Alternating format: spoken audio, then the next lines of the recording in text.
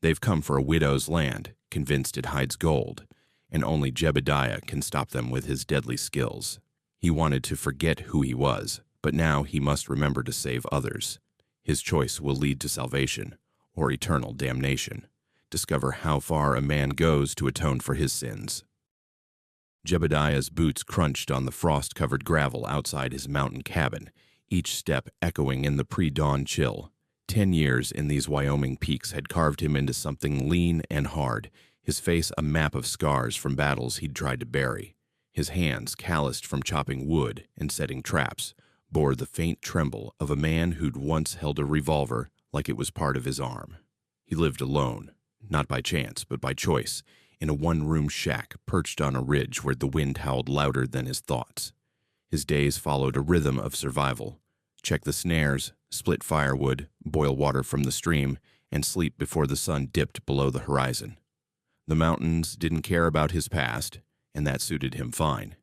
He'd come here to disappear, to let the world forget the man called the Butcher of Black Creek. The cabin smelled of pine and damp earth, its walls lined with tools, and a single shelf holding a tattered Bible he never opened. Mornings started with coffee brewed over a fire, the bitter steam curling under his nose as he sat on a stump outside, watching the valley below. He didn't pray or reminisce. He just listened to the wind rattling the aspens, carrying whispers of a life he'd left behind. Once, he'd been a man who thrived on chaos, robberies, ambushes, the crack of gunfire. Now his only company was a gray wolf that sometimes lingered near the ridge, its eyes glinting with the same wariness Jebediah felt in his bones. He'd named it Ghost, though he never called it. Names were for people who stayed, and nothing stayed in these mountains. His routine was deliberate, a wall between him and the world he'd hurt.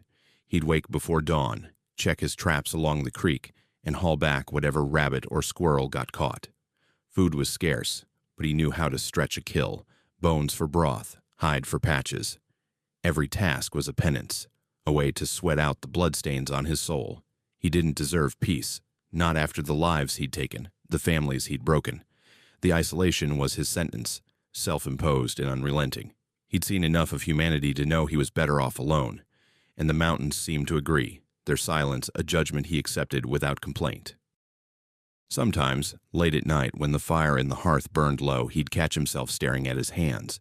The scars told stories he didn't want to hear. Knuckles split from fistfights, a jagged line from a knife that nearly took his thumb.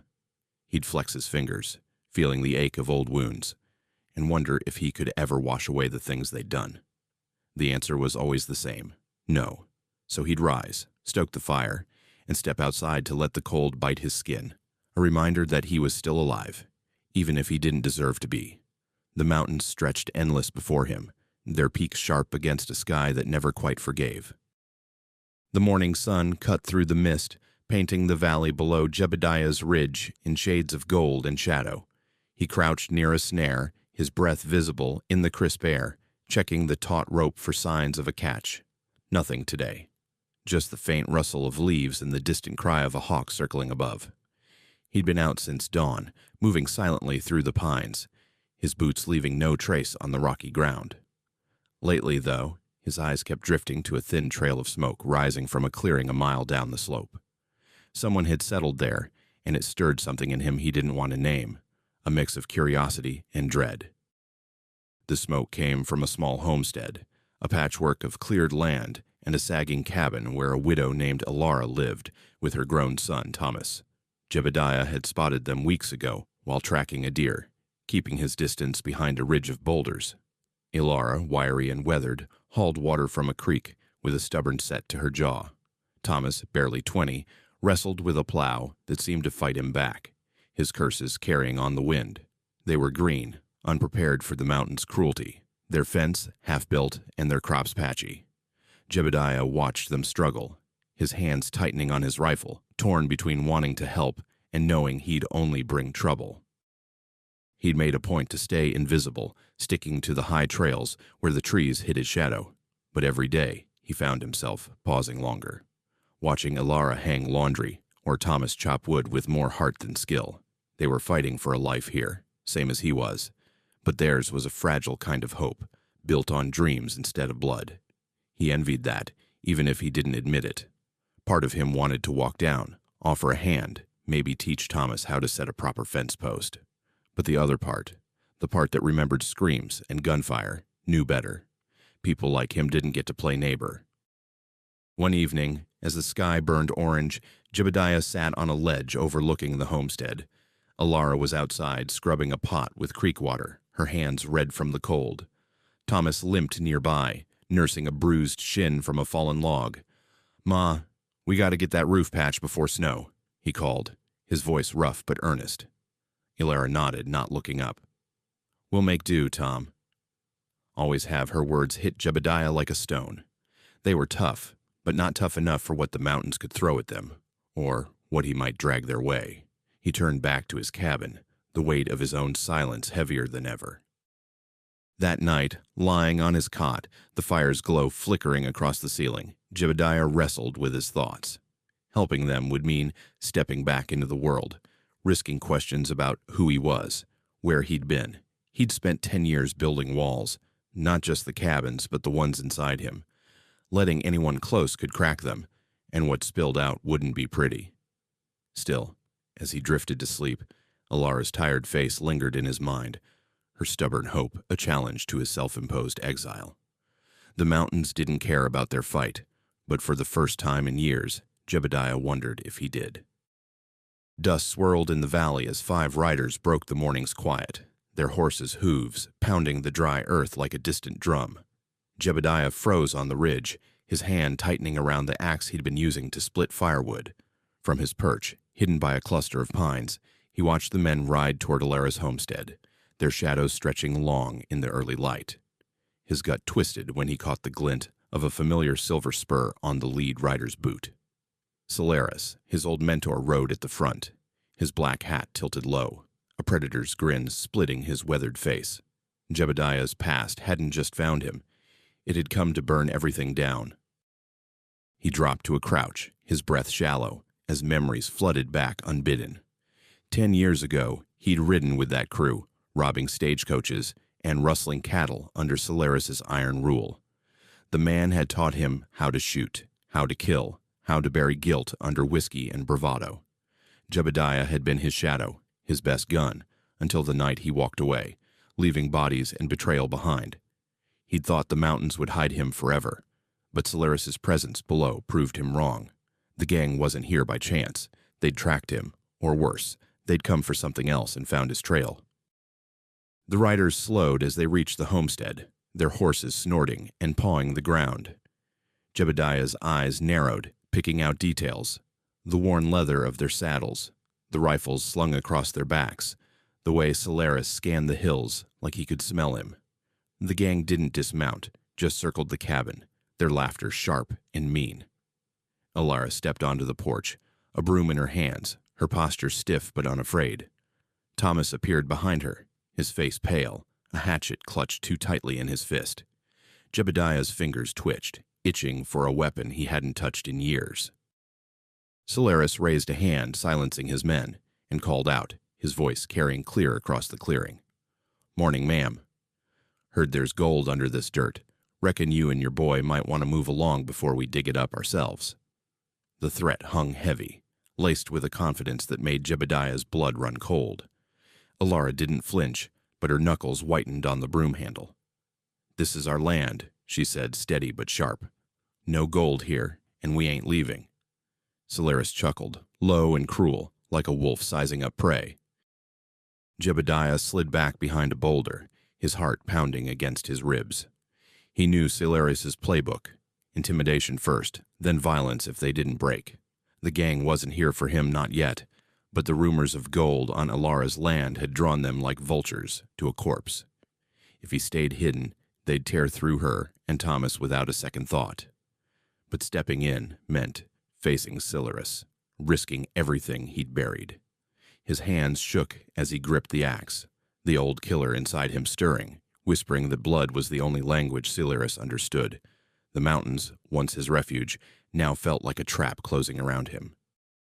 The noon sun hung heavy over the valley, baking the dirt around Alara's homestead into cracked, thirsty patches. Jebediah watched from a thicket on the ridge, his body pressed low against the earth, pine needles sticking to his sweat-damp shirt. Below, Sileras and his 4 men lounged in the shade of the cabin's porch, their horses tied to a sagging fence post. They hadn't drawn weapons yet, but their presence was a blade held to the throat of the homestead. Sileras stood in the doorway, her arms crossed, while Thomas hovered behind her, his hatchet now tucked into his belt, his face tight with defiance. Sileras leaned back in a stolen chair, boots propped on a barrel, his voice carrying a lazy menace. "Ma'am, I ain't one for repeat myself," he said, picking at his nails with a knife. "This land's got gold, and we're here to claim it. You got till sundown to pack up and git, or things'll get messy." Alara's eyes narrowed, her voice steady despite the tremor Jebediah could see in her hands. "You're wasting your time. Ain't no gold here, just dirt and sweat. Take your men and leave us be." The words were brave, but Jebediah knew Sileras didn't hear bravery. He heard a challenge. One of the riders, a wiry man with a scar across his lip, spat into the dirt and laughed. "Lady, you don't get how this works. We don't ask twice." He stepped closer, kicking over a bucket of water Ilara had set out, the splash soaking her boots. Thomas started forward, but Ilara grabbed his arm, holding him back. Jebediah's fists clenched in the dirt, his nails digging into his palms. He'd seen this game before. Sileras liked to toy with people, let them think they had a choice before he crushed them. The air felt thick with the promise of violence, like the calm before a storm breaks. The gang didn't strike yet, just lingered, their laughter grating as they tossed threats like stones. They knocked over a stack of firewood, scattered tools across the yard, and tore a strip from Alara's drying laundry, waving it like a flag. Each act was a message. They could take whatever they wanted. Jebediah's pulse hammered in his ears, his old instincts clawing their way up. He'd sworn never to kill again, but watching Sileras's men circle the homestead like wolves made his hands ache for the weight of a gun. He could end this now, slip down, pick them off one by one, but that would mean stepping back into the man he'd buried. As the sun dipped lower, Sileras stood, stretching like a cat waking from a nap. "Sundown, ma'am," he called, tipping his hat with mock courtesy. "Hope you're smarter than you look." The gang mounted their horses and rode off toward the creek, leaving dust and dread in their wake. Jebediah stayed frozen, his breath ragged, knowing they'd be back. Ilara sank onto the porch step, her face buried in her hands, while Thomas kicked a broken fence post, cursing under his breath. Jebediah's heart twisted. He wanted to go to them, to promise protection, but the truth of who he was kept him rooted in the shadows, a ghost watching a world he couldn't touch. Twilight settled over the valley, casting long shadows that stretched like fingers across Alara's homestead. Jebediah crouched behind a cluster of rocks, his breath steady, but his heart pounding like a war drum. Below, the gang had returned, their horses kicking up dust as they herded Alara's few scrawny cattle into a tight circle. Sileras stood in the center, his silhouette sharp against the fading light, barking orders, while his men laughed, their voices crude and loud. Ilara and Thomas stood on the porch, her hand gripping his arm to keep him still, but the air crackled with the kind of tension that preceded blood. One of the riders, a hulking man with a red bandana, swung a lasso, catching a calf and yanking it to the ground with a sickening thud. The animal's panicked bleat cut through the dusk, and Thomas broke free from Alara's hold, charging forward with his hatchet raised. "Get off our land," he shouted, his voice raw with desperation. The rider laughed, dismounting and grabbing Thomas by the collar before he could swing. A fist connected with Thomas's jaw, sending him sprawling into the dirt. Another man joined in, kicking Thomas in the ribs as he tried to stand, each blow landing with a dull, meaty sound. Alara screamed, rushing toward her son, but Sileras stepped in her path, his hand resting on the revolver at his hip. "Stay put, ma'am, or it gets worse," he said, his tone calm but cold as iron. She froze, her face pale, tears glinting in her eyes as Thomas groaned, curling into himself. Jebediah's hands shook, his fingers digging into the rock, splintering a nail. The sight of Thomas's blood dark against the dirt ripped through the wall he'd built around his past. He'd sworn to stay out of it, to let the world turn without him, but this This was a line he couldn't let them cross. Up on the ridge, his mind raced, mapping the scene below. 5 men, 3 with rifles, 2 with revolvers. Sileras too arrogant to draw yet. Jebediah's old instincts surged, calculating angles, shadows, weak points. He could smell the sweat and gun oil, hear the creak of leather as the men moved.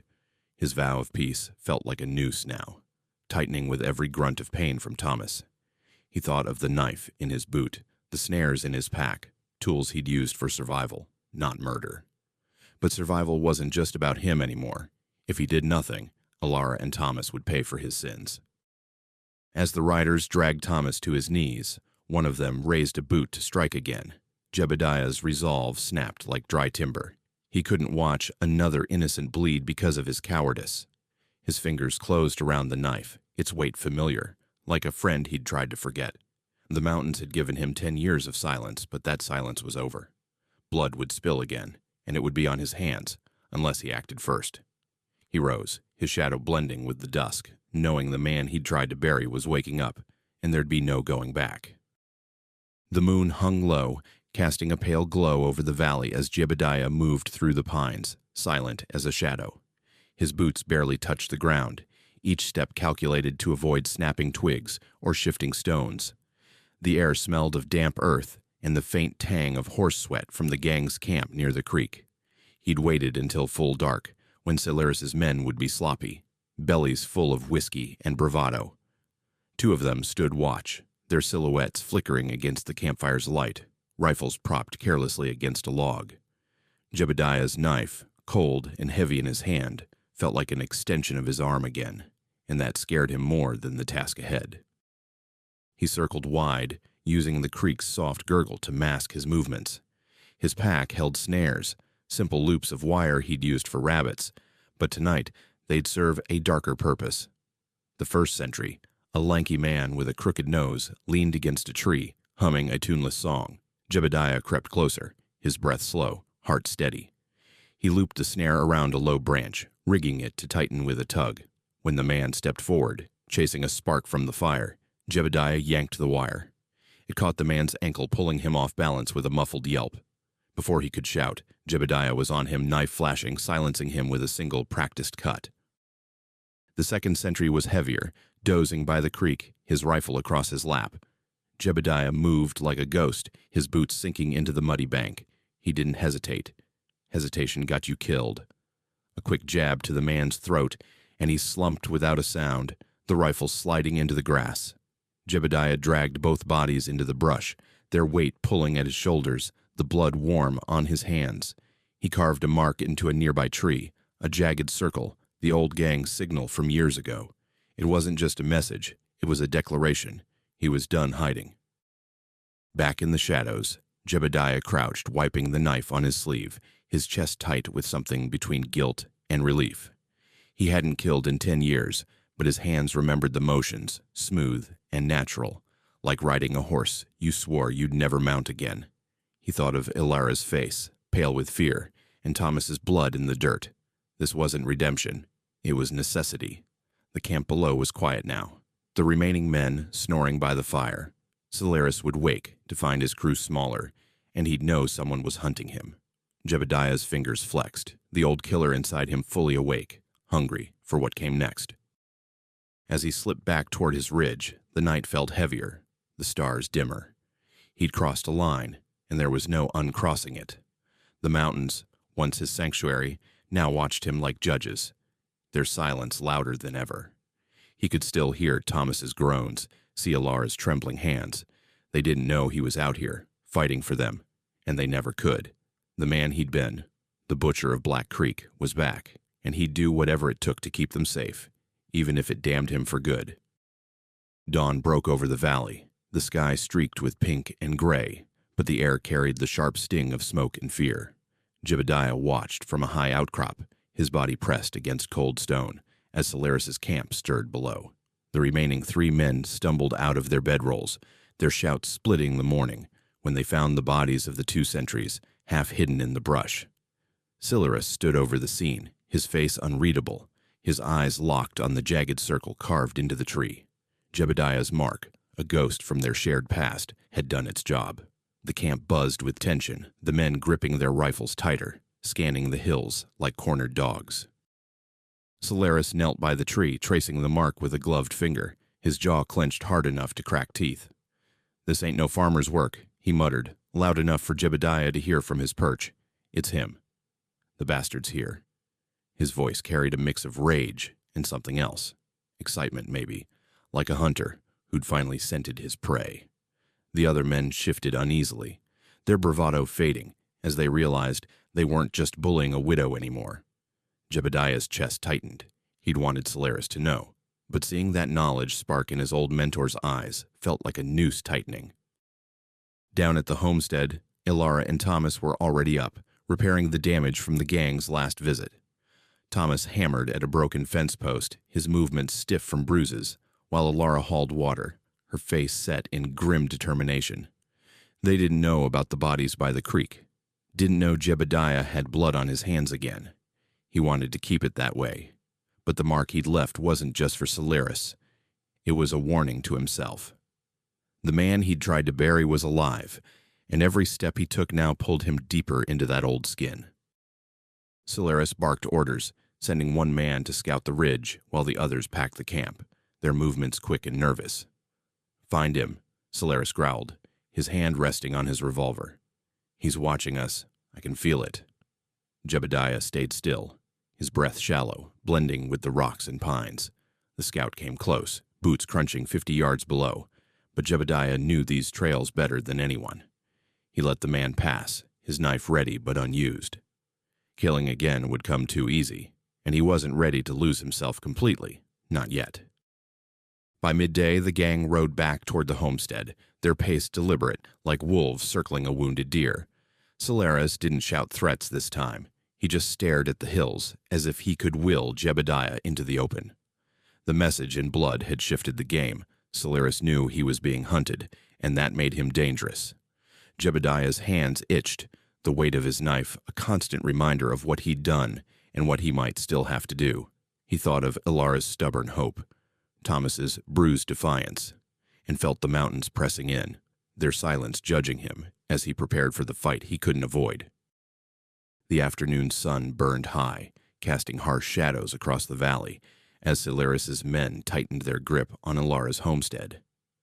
Jebediah watched from a narrow ledge, his body wedged between two boulders, the stone cool against his sweat-soaked back. Below, the gang had grown cautious, their movements sharp and deliberate, like men who knew they were being watched.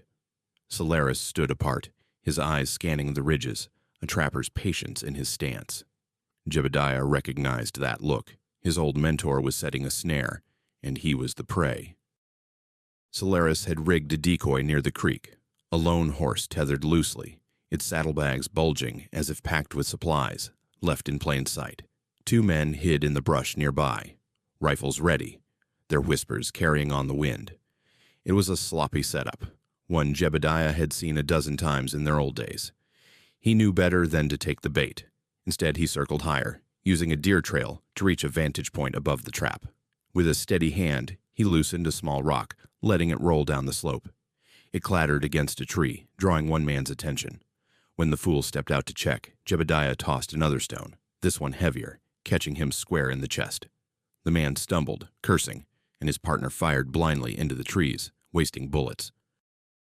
Sileras whipped around, his face darkening as he realized the trap had failed. He strode to the creek, kicking the tethered horse loose, and shouted into the hills. "I know it's you, Jeb. Ain't no one else pulls tricks like that." His voice echoed, raw with fury and something close to pride. Jebediah's stomach twisted.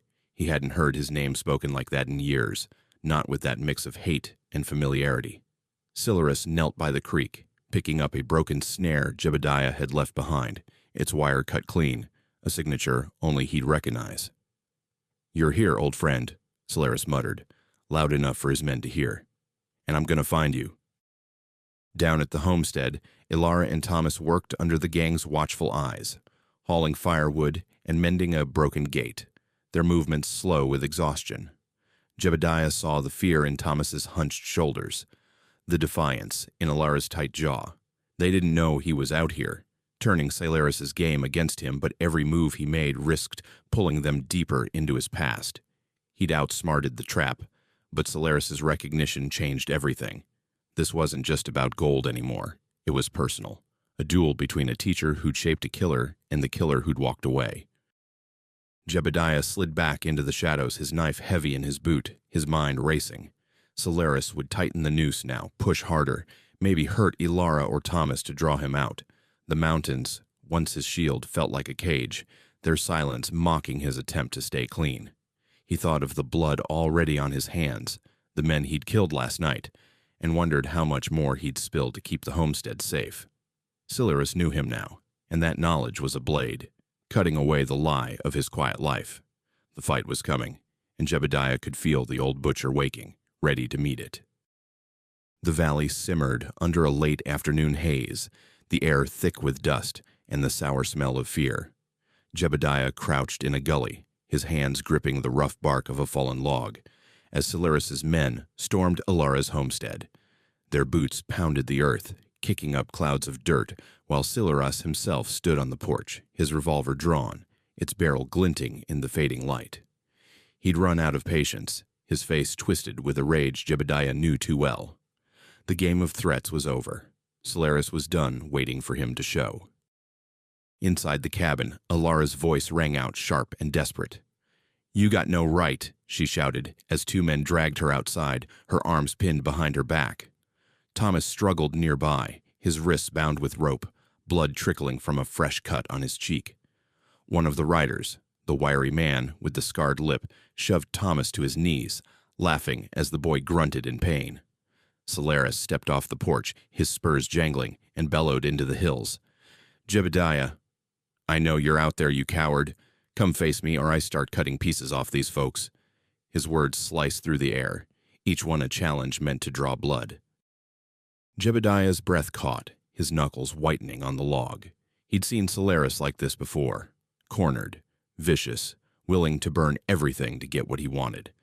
The homestead was a battlefield now, the cabin's sagging walls no match for the gang's wrath. Ilara kicked at her captor, her boot connecting with his shin, but he just laughed and tightened his grip.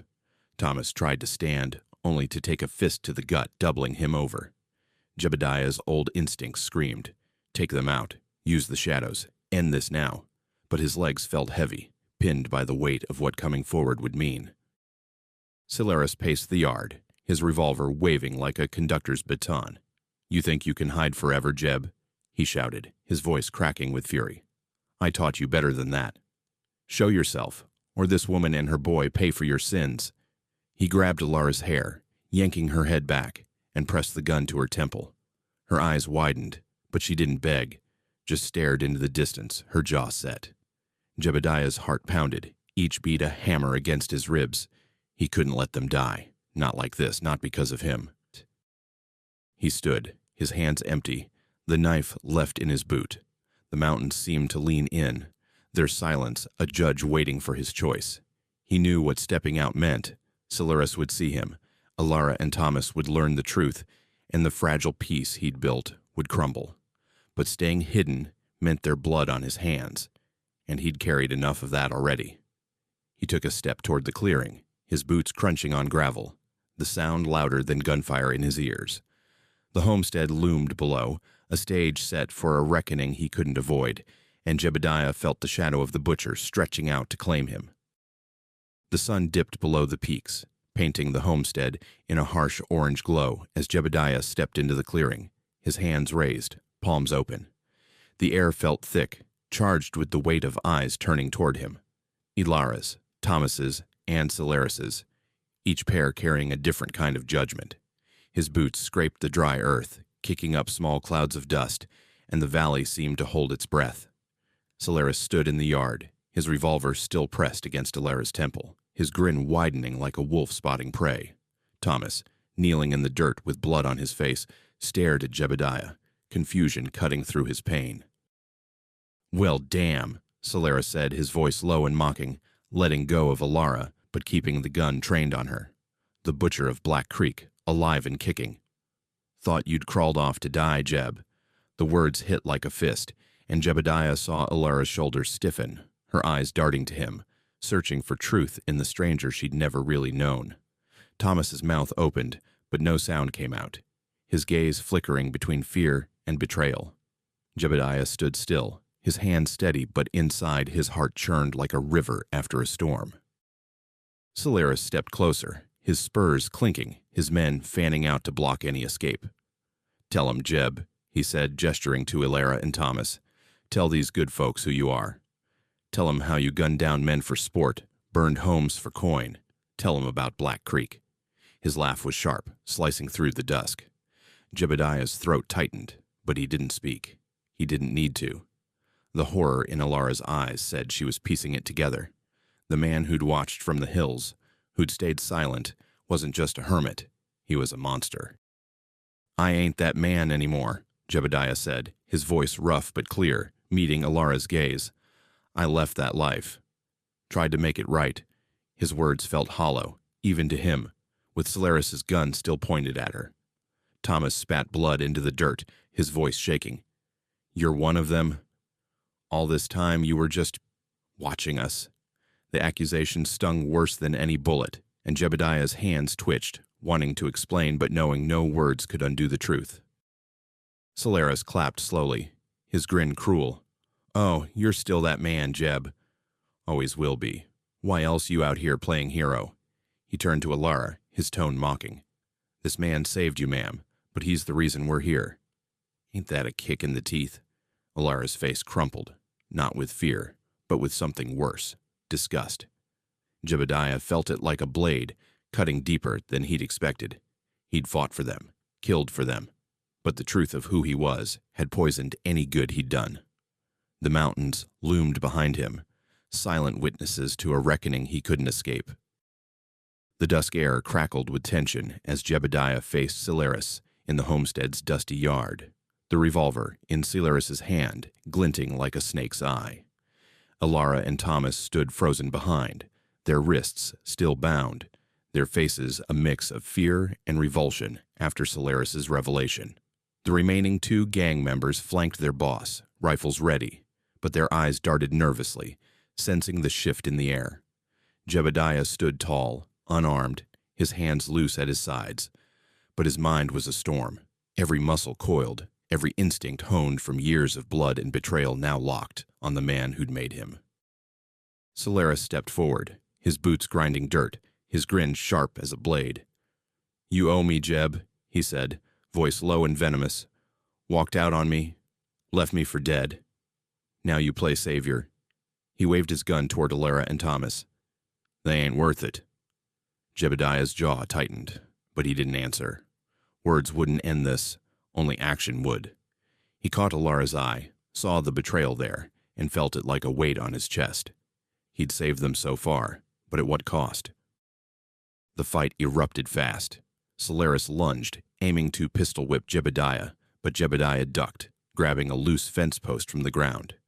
He swung it hard, catching Sileras' wrist, sending the revolver skittering into the dirt.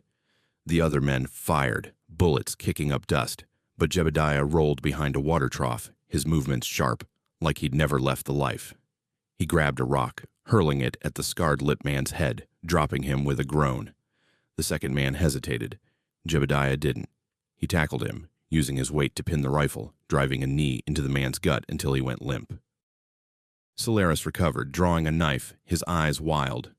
"You can't outrun it, Jeb," he roared, charging. Jebediah met him, their bodies crashing like thunder. They grappled in the dirt, fists and blades flashing, blood mixing with dust. Sileras was strong, but Jebediah was smarter, twisting the knife free and pinning Sileras' arm. With a final, desperate surge, he drove his elbow into Sileras' throat, crushing his windpipe. Sileras gasped, eyes bulging, then went still, his body heavy under Jebediah's hands. The yard fell silent, save for the ragged breathing of Alara and Thomas. Jebediah stood, blood dripping from a cut on his brow, his chest heaving. The remaining gang members, seeing Sileras dead, scrambled for their horses and fled, their hoofbeats fading into the night. Jebediah cut the ropes from Alara and Thomas, his hands steady but his heart sinking. Their eyes held no gratitude, only fear, disgust, the weight of knowing who he was. He'd paid his last debt to them, but it had cost him the last shred of the man he'd tried to become. Morning light crept over the valley, soft and gray, bathing Ilara's homestead in a quiet that felt heavier than the night before. Jebediah stood by the cabin's porch, his hands raw from hammering a new hinge onto the splintered door. The air smelled of dew, and the faint iron tang of blood still lingering in the dirt where Sileras had fallen. Ilara and Thomas moved nearby, salvaging what they could from the wrecked yard, scattered tools, a broken chair, a torn blanket. Their silence was louder than any words, their eyes avoiding Jebediah's as he worked, each hammer strike echoing like a judgment. He'd woken at dawn, unable to sleep, and started fixing the door without asking. It was the last thing he could do, a small act to anchor the chaos he'd brought.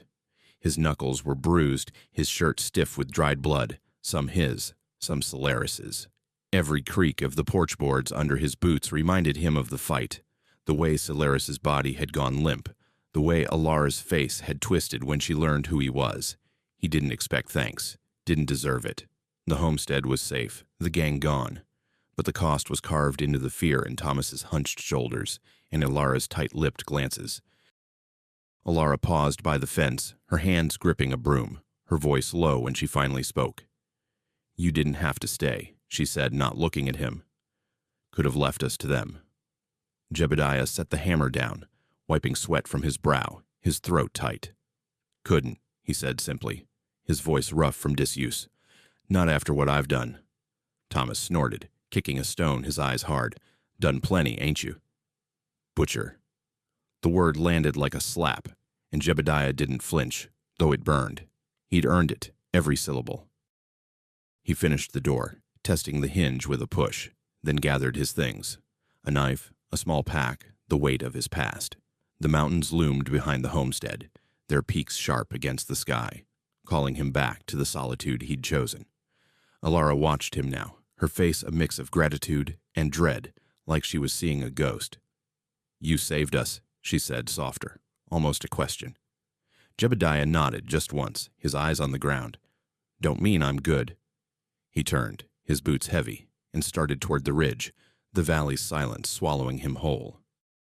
As he climbed, the wind picked up, carrying the faint sound of Ilara's broom sweeping the porch, Thomas's low mutter. Jebediah didn't look back. He'd done right by them, but the truth of who he was, the butcher of Black Creek, had branded him forever. The mountains offered no forgiveness, only space to disappear. He'd saved 2 lives, but his own was still a debt unpaid, and the loneliness stretching ahead was the price he'd always known he'd pay.